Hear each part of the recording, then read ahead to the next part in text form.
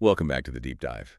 I want to start today by putting you in a very specific, very annoying situation. You know the one. I have a feeling I do. So you are walking through a massive parking lot. Maybe it's a stadium or a crowded mall during the holidays. And somewhere, about 3 rows over, a car alarm is going off. Just screaming, honk, honk, honk. It is the absolute soundtrack of modern life. Exactly. And here's the question for you. What do you do? I mean, do you run over to see if a thief is smashing the window? Do you call the police? No, you just keep walking. I mean, you might walk a little faster to get away from the noise, but you definitely don't treat it like an emergency. Right, it's just noise. And this reaction, or, well, lack of reaction, is actually a perfect example of what psychologists call alert fatigue. We have heard the signal so many times without a real consequence that the signal itself has just lost all meaning. It is background static. And that concept, that alert fatigue, is exactly where we are starting today. Because according to the source material, we are unpacking a series of very candid, from the trenches discussions with JTC. They are a managed service provider based in Virginia, right? Exactly. An MSP. And according to their operational experience, we have reached that exact same point of alert fatigue with data breaches. We really have. You hear about it on the news every other day. A massive retailer gets hacked. A hospital system is held for ransom. A bank loses credit card numbers. And instead of being shocked, we just kind of shrug. It is the car alarm in the parking lot. Which is a really dangerous psychological place to be, because while we are tuning out the noise, the stakes have shifted dramatically. A car alarm is an annoyance. But what happens when that alarm isn't coming from a Honda Civic 3 rows over, but from your own laptop? And when the screen isn't showing your desktop or your family photo anymore, but is locked solid red, demanding Bitcoin. That is the moment the background noise evaporates. That is the moment the existential threat becomes incredibly real. And that is what we are digging into today. And just to set the agenda, we are going to skip the standard update your password lecture. I think we're all pretty tired of that. Please, we are beyond that. Instead, we are exploring the actual mechanics of disaster recovery. We are talking about the physics of getting your data back, the psychology of why employees click on things they shouldn't, and the massive, often misunderstood difference between the public cloud and a private fortress. And what I really love about this source material is the perspective. This isn't a white paper from a software vendor trying to sell you a subscription. Right. These are insights from the people who actually get the phone call at 3 in the morning when the network goes dark. They are dealing with operational reality, not theoretical safety. So let us unpack the infrastructure first. The cloud. I think for most of us, the cloud is just this vague, magical place where our smartphone photos live. But in the business world, the source draws a massive distinction between the public cloud and the private cloud. Huge distinction. When we say public cloud, we are talking about the giants, the hyperscalers, Amazon Web Services, Microsoft Azure, Google. The big dogs. Incredible feats of engineering. I mean, if you are Netflix and you need to spin up 10,000 servers because a new show just dropped and half the planet is logging in, that is where you want to be. You need that infinite elasticity. Right. But most businesses aren't Netflix. Exactly. For a mid-sized business, a law firm, a medical practice, a logistics company, that scale comes with what the source calls commodity risk. You are essentially renting a small apartment in a massive skyscraper, and you have noisy neighbors. I love that term, noisy neighbors. Break that down for us. Well, in a public cloud environment, you are sharing resources. Yeah. You are sharing computing power, storage input, and output. If another massive customer on your same rack suddenly gets hit with a massive traffic spike or runs a complex query, your performance can actually suffer. You are in a queue. So you are feeling the aftershocks of someone else's party. Precisely. And more importantly, if something breaks, if your specific instance vanishes or has an error, you are logging a ticket. You are virtually raising your hand in a stadium of 50,000 people. You aren't calling a guy named Dave who actually knows your server architecture. You are waiting on hold with a support rep who handles thousands of tickets a day. Right. You are a number. But there is a darker side to that commodity aspect that JTC highlights, and that is the geopolitical threat. Now, this part really unsettled me. The idea that you can get hacked just because of where you park your data, not because of who you are. It is a volume game. Yeah. Think about state-sponsored actors groups affiliated with foreign governments or massive criminal syndicates. They don't necessarily know who you are. They aren't targeting Bob's Logistics in Roanoke. Right. They are automating attacks against massive blocks of IP addresses owned by Amazon or Microsoft. They are trawling with a massive net. Exactly. They are fishing where the pond is heavily stocked. You get hit because you were in the blast radius of a massive automated scan. You are collateral damage in a much larger war. That makes you feel very small, doesn't it? So let us look at the alternative JTC proposes, the private cloud. This is infrastructure they own and operate themselves. And the key concept here is data sovereignty. In the private cloud model, specifically with a local provider like JTC, you know exactly where your data is. It isn't floating between a server farm in Oregon and a backup in Dublin. It is on Rack 4 in a specific building in Virginia. And that geography really matters. The source described a scenario that I found absolutely fascinating. They call it the internet apocalypse. It sounds dramatic, but it is a very valid engineering constraint. So here is the scenario. Massive outage, or maybe your business has a total data loss. You need to get everything back. We're talking, say, 10 terabytes of data. Which is not uncommon at all for a modern business. Architectural firms with CAD drawings, healthcare groups with imaging records, 10 terabytes is standard. If you are in the public cloud, you have to download that over the internet. And here is where the physics of recovery kicks you in the teeth. Even with an incredibly fast enterprise connection, pulling down 10 terabytes could take days. Days. And during those days, your business is dead in the water. You cannot bill, you cannot ship, you cannot check a patient's history. You are bleeding money every single hour that progress bar crawls forward. Versus the JTC private cloud solution. Yeah. Which leads us to my absolute favorite image from this entire deep dive. The station wagon solution. It sounds primitive, doesn't it? We are talking about high-tech cyber defense, and the solution is a car. But it makes so much sense. It is simply physics. There is an old saying in computer science. Never underestimate the bandwidth of a station wagon full of hard drives hurtling down the highway. That is a great line. It is true. If your data is local in JTC's private cloud, they don't download it over the internet. They literally drive to the data center, copy your encrypted data onto a physical storage array, put it in the back of a car, and drive it to your office. The sneakernet advantage. Exactly. They plug that drive directly into your local network. You can restore 10 terabytes in a fraction of the time it takes to download it. But you can only do that if your provider is within driving distance. You cannot call Amazon and ask them to drive a USB stick to your office. That physical proximity is such a huge factor. It's a fail-safe that global providers just cannot offer. But I want to pivot here because the hardware is really only half the story. The source material spends a lot of time discussing how the nature of work has changed and how that complicates security. There was a case study about a property management client that really drove this home for me. The 2019 versus 2020 story. It is almost a perfect A/B test for business resilience. So rewind to 2019. This property management firm is staring down a $30,000 bill. Their physical servers in the office are dying. They need to replace the metal. And that is a painful check to write. It is pure capital expenditure. Right. So JTC steps in and suggests moving them to the private cloud instead. Turns that $30,000 hit into a predictable monthly operating cost. They do it. And then, 6 months later, 2020 hits. The pandemic, lockdowns, suddenly access to the physical office building is zero. But because they had moved the data to the cloud, the transition was seamless. The client said they didn't miss a beat. And this is the aha moment. The office stopped being a building and started being a platform. As long as you can log into the platform, you can be in Florida, you can be at your kitchen table, you can be anywhere. The work just continues. But, and here is where it gets really interesting, that flexibility is a double-edged sword. It is the classic security trade-off. Convenience versus security. If your employees can access the platform from their kitchen table in Florida, guess who else can try to access it? The bad guys. Precisely. You have just expanded your attack surface from one building with a locked door to the entire world. And this brings us to the Matrix myth. I think we have this cinematic idea of hackers, right? Dark room, green scrolling code, furiously typing to break down a firewall. Like in. Exactly. But the source says it almost never happens that way. Why would a burglar spend weeks trying to pick a high-security lock or smash through a reinforced window when they can just knock on the door and ask you to open it? It is the user. It is almost always the user. The primary entry point is email or social engineering.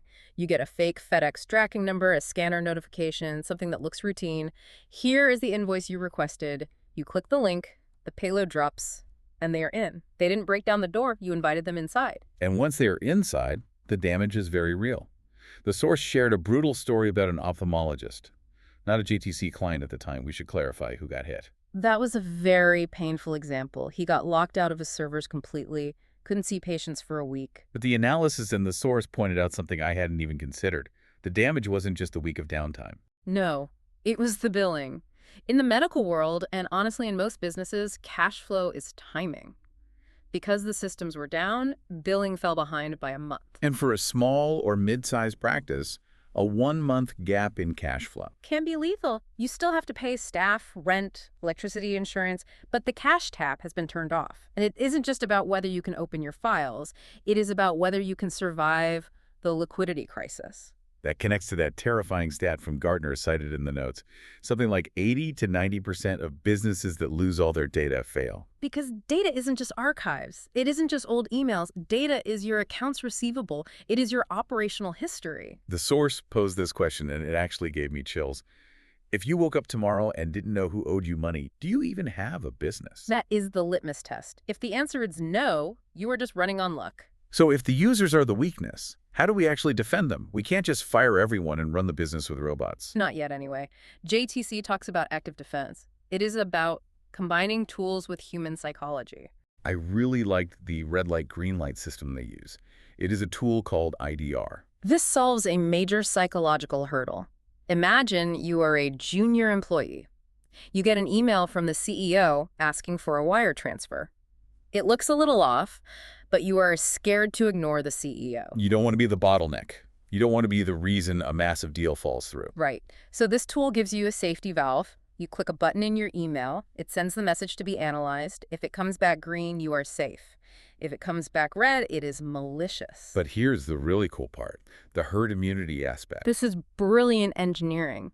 If you click that button and the email turns out to be malicious, the system doesn't just delete it from your inbox, it triggers a system-wide scan. It finds that exact email in everyone else's inbox, Gary in accounting, Susan in HR, and pulls it out before they can click it. So one person's caution actually saves the whole company. Exactly. It turns the entire workforce into a sensor network. And that wire transfer example you mentioned isn't hypothetical. The source referenced a real incident where a CEO impersonation email sent at night actually led to a fraudulent transfer. Which serves as a stark reminder. These attacks are sophisticated, they wait until people are tired or distracted. That incident was actually the catalyst for strict verification protocols at that company. Now, if money is moving, a voice verification is required. Absolutely no exceptions. Okay, so we have active defense, but let us say the worst happens. Someone clicks, the malware gets in. Now we are talking about the safety net, backups. This is where most businesses have a deeply false sense of security. The source was very blunt about this. Standard backups often fail when ransomware hits. Why is that? Because modern ransomware is designed to crawl, it actively looks for mapped drives. If you have a USB hard drive plugged into your server or a network-attached storage device that appears as a drive letter, the ransomware sees it as just another folder. So it encrypts the backup right along with the original files? Precisely. You go to restore your data, and you find your life raft has a massive hole in it. This is why JTC strongly emphasizes air gapping. Or immutable storage. The idea is that the backup must be physically or logically separated from the core network. It is a brick wall. The ransomware can hit the server, but it cannot bridge the gap to the backup repository. They mentioned 2 clients to illustrate this. One had these detached, air-gapped backups and was up and running the very same day. The other was down for weeks. That is the literal difference between an inconvenience and a disaster. There is another acronym we really need to unpack here. RPO, Recovery Point Objective. In plain English, the loss window. Right. If you back up every night at midnight and your server crashes at 4 in the afternoon the next day, you've lost everything since midnight. For some businesses, losing a day's work is annoying but survivable. But the source highlights high-volume clients, financial firms, logistics companies. If they lose an afternoon of data, it is catastrophic. Thousands of transactions gone. You don't know what shipped. You don't know what was traded. For them, the RPO needs to be 15 minutes or an hour. You have to tune the strategy to the value of the data. Now, Despite all this talk of RPOs and immutable storage and cloud tech, my favorite part of this entire deep dive was a single name, Jaden. Jaden, the human being in the Network Operations Center. It sounds so analog, doesn't it? In a world of AI and automation, the ultimate failsafe is a guy named Jaden looking at a screen. But the logic is undeniable. The source explains that backup software lies. Lies is a strong word, but it is highly accurate. Software gives false positives. It might report backup successful because the script ran without errors. But if the script backed up a file that was 0 kilobytes or a file that was already corrupted. The log says success, but the data is just a ghost. Exactly. So JTC has a policy called Eyes on Glass. Jaden physically verifies the backups. He checks the file sizes. He mounts the image to make sure it actually opens and functions. It is the human in the loop. The owner of JTC put it perfectly. He admits he has trust issues with automation. He says, in security, a little paranoia is a very good thing. It adds a layer of accountability that code just cannot replicate. And speaking of accountability, GTC shared a story about a failure from back in 2005 that I found really brave to include. It is rare for a company to talk openly about their mistakes, but it is so valuable. A technician pulled the wrong drives and lost a client's data. Absolute nightmare scenario. The thing you were paid to prevent, you caused. But the takeaway was process engineering.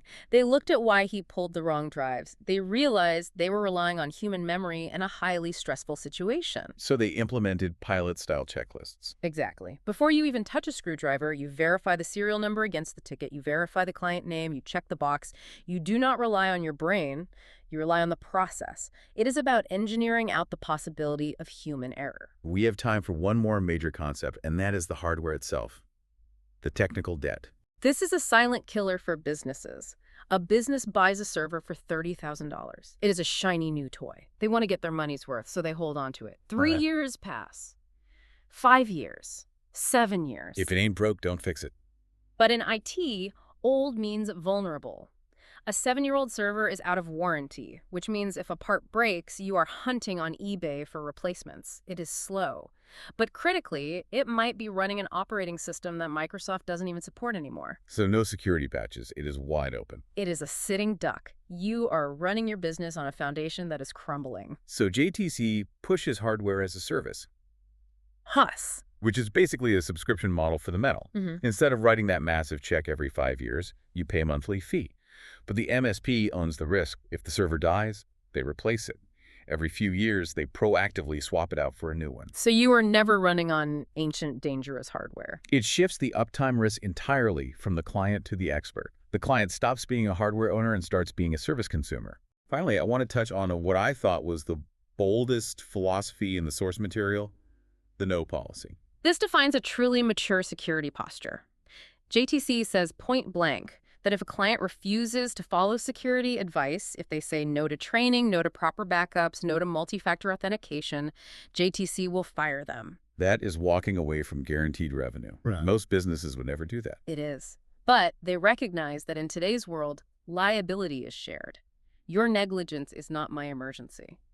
If a client gets breached because they were careless, it doesn't just hurt the client. It hurts the MSP's reputation. It drags them into massive lawsuits. It reframes the relationship completely. It really does. It is not the customer is always right.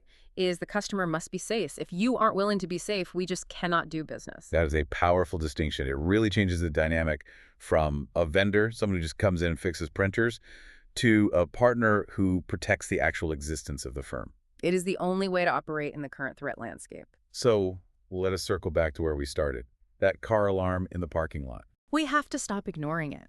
We have talked about public versus private clouds, about station wagons full of hard drives, about Jaden checking the backups. But it really boils down to that one question the source posed. The existential question. I want every listener to answer this right now. If your screen went red, literally right now as you are listening to this, do you know down to the hour how much work you would lose? And do you know exactly how you would get it back? Do you have a Jaden verifying your safety net, or are you just trusting a green check mark on an automated software log? If you cannot answer those questions, specifically and confidently, you don't have a plan. You have hope. And as we learned today, hope is not a strategy. It certainly isn't. But I want to leave you with one final thought to mull over, building on all of this. We talk so much about securing the human in the loop, like Jaden, who checks the systems. But as these ransomware syndicates get richer and more desperate, what happens when they stop trying to hack the firewall and start trying to bribe the Jadens directly? In a world of perfectly air-gapped systems, the ultimate insider threat might be the very person tasked with keeping you safe. Well, that is a terrifying thought. Something to keep you awake tonight. Mm. That is going to do it for this deep dive. Thank you for listening, and stay safe out there.